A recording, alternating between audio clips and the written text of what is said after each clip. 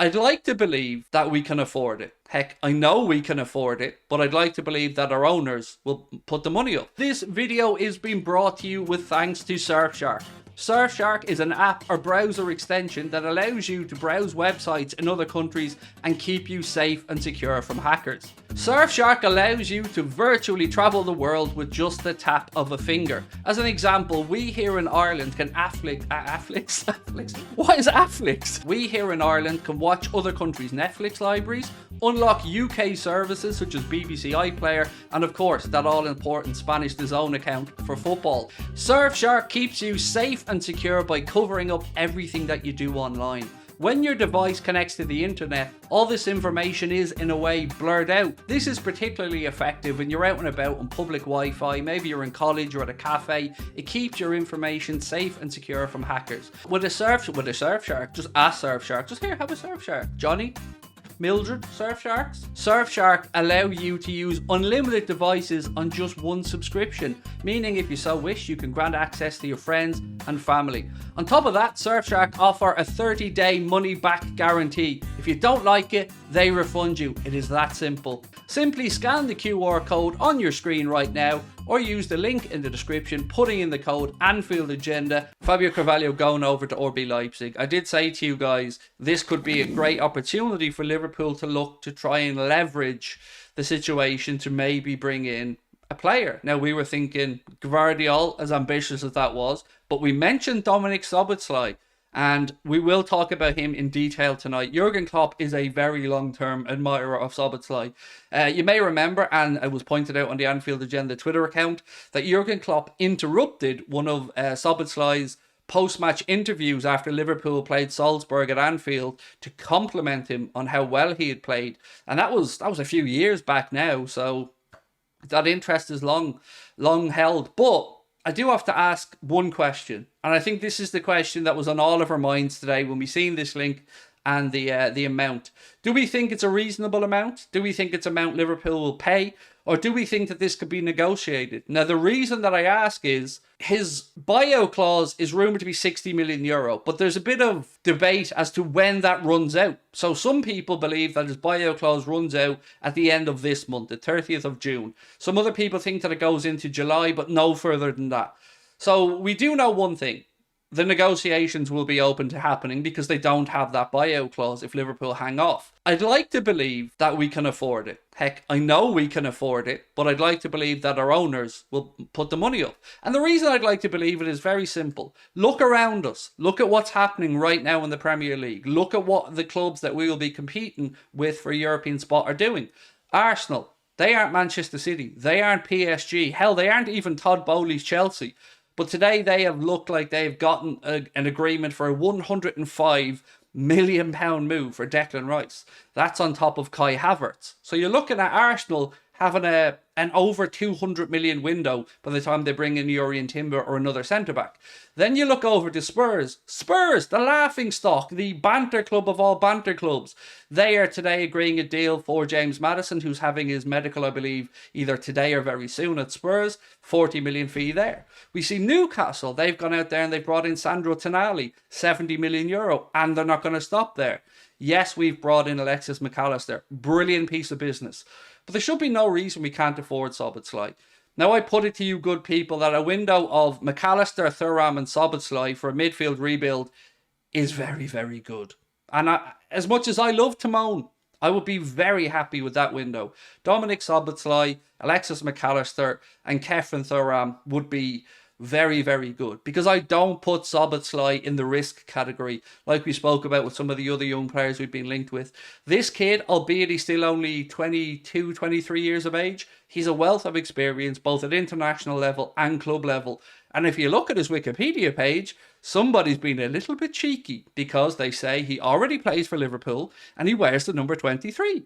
And coincidentally, of course, our number 23 has been vacated by Lucho Diaz. Now, he doesn't wear 23. He wears 17 at Leipzig, but I mean, fair play to whoever was in there shenaniganizing. Shenaniganizing? Is that a word? It is now. Shenaniganizing the Wikipedia page. But look, I'd like this deal. I'd very, very much like this deal to happen. Szoboszlai is one of those players that will get you up off your seat. Now, remember 3-4 days ago, I said to you guys, in all sincerity, that people who I'd spoke to had said that he was being looked at as a potential Kevin De Bruyne replacement at Manchester City. Now, it's a big replacement, and I'm not to say that he's going to get to that level because De Bruyne is a special talent, but he's a good player. And if Liverpool can manipulate this situation to try and get a deal that's acceptable to Leipzig, a deal that's acceptable to us, I hope that we would do it because I like the kid. I do. He's the right age bracket. He's the right profile of player.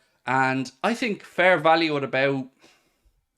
Look, I think the 60 million euro is probably a touch on the high side, but I wouldn't be nickel and diming it for the sake of 5 million. I'd absolutely just get him. Him, Thuram, McAllister, Jones, Elliott, Bajcetic, Henderson, Thiago, Fabinho. That's a decent collection, a mixed set of players from different age brackets, obviously different experience levels, and it's something I could get behind. So I want to know what you guys think. Are you excited by the news? Are you pessimistic about the possibility of Liverpool spending that much money? And again, we're talking not a million miles away from Barella money as well. And I would say he's an adequate Barella alternative. That's how highly I would rate the kid. Barella's the right here and now guy. He's the 26, 27 years of age, fully experienced, could come in and hit the ground running, but likely to be expensive and likely to probably take more wages. I heard something yesterday that I need you guys to investigate for me, because if this is true, it is absolutely mind-blowing. What I heard was that Lucho Diaz, our signing from Porto, is on less money than Nat Phillips. Let that sink in. Lucho Diaz is apparently on less money at Liverpool than Nat Phillips. That's mental if it's true. Now, I know Liverpool, when they bring players in, initially like to give them hunger, desire, and reward them when they prove themselves. And there's a history of us doing that. But now remember, before you say no, Nat Phillips did sign a new contract a while back, and this was after his improved performances for us, and a big part that he played in our third place finish a few years ago when it looked like Champions League was all but gone. So yeah, and look, I've been reading up on his proposed move to Leeds as well. Leeds United fans are very excited about the possibility of Nat Phillips going there and playing at Ellen Road, because they see what we see: an honest, hard-working, straight down the line top fella who will do anything, put his body on the line. Might be lacking a few of the attributes to ever make it at the very, very top level, but at a club like Leeds, looking to get out of the Championship, you could do a lot worse than having somebody like him in your back line, because he'll leave it all out there on the pitch. So I hope that move works out for him. I hope it works out for the Leeds fans, and I hope that Liverpool, of course, can get the rumoured £10 million that they're asking for. Now, some people think that's a bit in the high side. I don't. I think £10 million is very fair for somebody with the experience that he has. You know, he's a Champions League player. Who else are you going to bring in for 10 million quid that did a Cruyff turn and sent Zlatan Ibrahimovic to the shops in the San Siro? If that alone isn't worth 10 million, I don't know what is. So, yeah, that's where we're at with the latest anyway, with regards to incomings and outgoings that we know specifically about. But there's a load more to go through in tonight's stream. So I'm going to hand it over to the comments now to see how you guys feel. What price do you think he would go for if we don't pay the 60 million buyout clause? Asked Ryan. Yeah, it's a good question, Ryan. And I've been, gone back and forth with myself all day today on this one. I feel like, knowing Liverpool, if you want to go pounds, £45 million and add-ons. What those add-ons are, I don't know. Maybe 5 to 7. So I would expect maybe Liverpool to go in at about 50, 52 all in, including buyout clause, or including clauses. 60 million euro, if that's his buyout clause, that's almost the numbers anyway. So I think it's possible. Remember, it is euro they're talking about for that release clause. So that's about, £52 million? Do you think we get Szoboszlai? Asked AJ. Mate, again, the answer would be it'll come down to the owners. If the owners have given them the money, we know the admiration's there from Kloppo. And I think we can all agree Szoboszlai's a good player. It's just, it's so hard to be confident of anything with our owners, isn't it? Maybe that's why we are loaning them Carvalho. So I said a few times, David, that it would be foolish of us to not try and manipulate the Carvalho situation. You know, if they want him and he's going over there on loan by the looks of it, it gives us at least an in to have a conversation around any Leipzig players, be they Josko Gvardiol, Dominik Szoboszlai, and it looks like Szoboszlai be the one because Josko Gvardiol most likely going to end up at Manchester City. We should be able to do this. Now, as I said a few minutes ago, for me, this summer is no longer just about what FSG will or won't do. It's about what our club needs to do to stay competitive. Because if you look at it from last year, we finished 5th. Unacceptable. And others are already strengthening, as have we to some extent. So we need to make sure that we at least stay on par with the level of business that we're looking to do. If you have Arsenal spending 200 to 250 million quid, say, which they're very likely to do, if you have Rice in for 105, if you've got 60, 65 million on Kai Havertz, and let's say they bring in Timber, that's in excess of 200 million already. You've got Newcastle who've brought in Sandro Tonali, looking to bring in another couple more.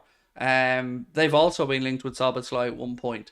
You've got Manchester City who've brought in Kovacic. Okay, they look like they're losing out on Declan Rice, but they'll go again. Viega is somebody they've been linked with today. And then you look around United. United will bring in a striker. United will bring in a midfielder. Whether that midfielder is Moise Caicedo or whether it's going to be Mason Mount. Again, let's wait and see. So we have to be competitive. And yeah, I get that our owners want to be smart and clever and all that, but there are levels that we have to compete at, and this is going to this is going to take some expenditure on their part.